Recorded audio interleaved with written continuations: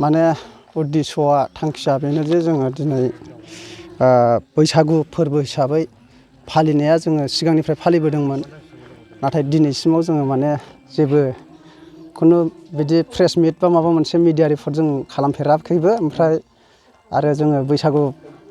फोरबो हिसाबै जोङो मालाबाबो मोजां साक्सेसफुल जोंहा खुंनो हानाय केपासिटि गैयैयाव खुंबोनो हायाखै दिनै जोङो फार्स्ट स्टार्टिं हिसाबै मा होनो दिनै सेथि बोसोरसालिया हिसाबै माने फार्स्ट टाइम जोङो बेखौ आइडिया लाजेननाय मोनसे जोङो टारगेटजों खुंनाय जादों आरोना ओमफ्राय दा जोङो माने नेक्स्ट टाइम जोङो माने लासैनो बेबायदि फोरबोखौ जों जेन एसे मोजांसिन खुंलांनो हागोन खोमा नामा नैबेबायदि मोनसे जोंनाव टारगेट फैदों दा बे टारगेट बायदि हिसाबै जोङो खुंलांबाय थानो नाजानाय जोंनाव एसे साननाय फैदों आरो आर'ज खन्नाय मोसानाय बायदि बायदि हाबाफारिफोर लानाय जादों नामा दिनै आर'ज खन्नाय लादों ओमफ्राय बिदिनो जोङो गिदिरखौ मान होनाय उन्दैखौ सनमान होनाय बे हाबाफारिखौ जों लादों आरो बिदिनो फार्स्ट हिसाबै जोङो बेखेवजेननाय जोङो दुवार मुखुलि हिसाबै जोङो खालामनाय जादों बैसागु मोसागोन ना बैसागु मोसानाया दा दसे उनाव मोसागोन जों बेखौ रायजोफ्रा टारगेट लादों आरो जयै मोसागोन ना जयै मोसागोन औ ओरैनो गामिनि माबाल' हिसाबै जोङो दस्रायाव जेबो माबा टारगेट गैथ'वा फांसन खुंलायनायनिबो जोंहा केपासिटि गैथ'वा ओरैनो जास्ट गामिनि हिसाबै जोङो इन्टारेस्ट हिसाबै जोङो मोसानायखौ लागोन आरो दसे जानाय लोंनाय साहा जानाय लोंनाया माने खालामनायथ' जाथ'वाखिसै माने गावबा गावनि माबायाव थाथ'बाय बियो जायखिजाया जोङो नेक्स्ट टाइमाव माबायदि हाहैयो एसे साबसिन खालामनो हायोबा बेबायदिखौ खालामलांबाय थागोन होननानै जोङो साननाय दं आरोखि नोंथांमोननि बे गामियाव बाथौ सिबियारि हिसाबै मोनबेसे न'खरफोर दं जोंनियाव दा ओरैनो बाथौ सिबियारि थार हिसाबै 36था घरा जोंना दंथ'यो आरो दा बर्थमान बिदिसिम मा आसा खालामदों उनावहाय बिनिफ्राय साबसिन खालामनो हागोन दा बेनो जोंनियाव एसे ओरैबायदि जोङो दा माने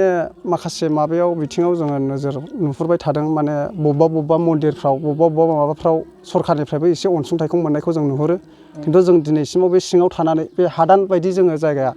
दा बे हिसाबै जोंनियाव बेबायदि फोरबो खुंफेरनायबो रावबो खालामफेरखायाखै आरो जोंबो खालामाखैमोन दा बेनोदि थांखिया माने जोङो सरखारनिसिम एसेब्लाबो मालाबा जों बे जेन जोंनि बाथौ मन्दिरफोरखौ एसे लुखांलांनो हानायनि थाखाय सरखारा जेन जोंनो एसे अनसुंथाइफोर हरो नैबेखौ जों एसे आसा मिजिंथिनाय दं ओमफ्राय जोङो बेबायदि माबाखौ फोरबोखौ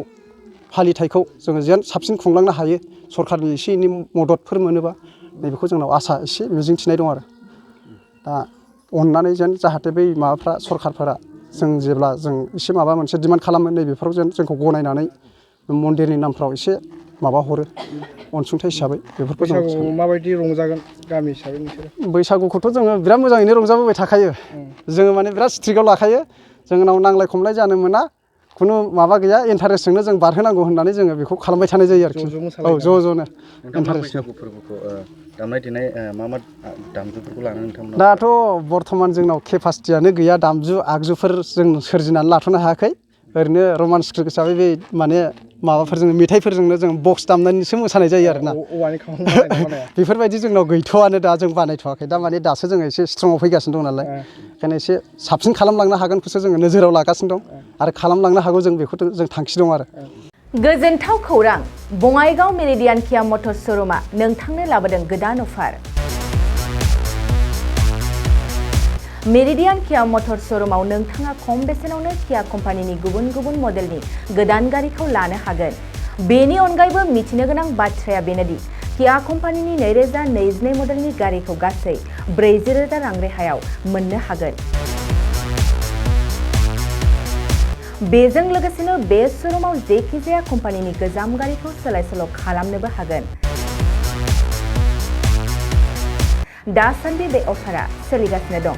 मेरिडियान किया मटर्स श'रुमा सा बङाइगाव साफागुरि र'ड आगराला देहा फाहामसालिनि साखाथियाव थानाय महामाया हटेलनि अपोजिट साइडआव दं बे अफारखौ मोनफुंनो थाखाय नोंथाङा अनलाइनबो बुकिं खालामहरनो हागोन लोगोसेनो गोबां मिथिनो थाखाय थोंजोङै 7099003414 नङाब्ला 8822790662 जानबुं अनजिमायाव जगाजग खालामहरनो हागोन आरो बङाइगाव मेरिडियान किया मटर्स श'रुमाव थांनानैबो नायनो हागोन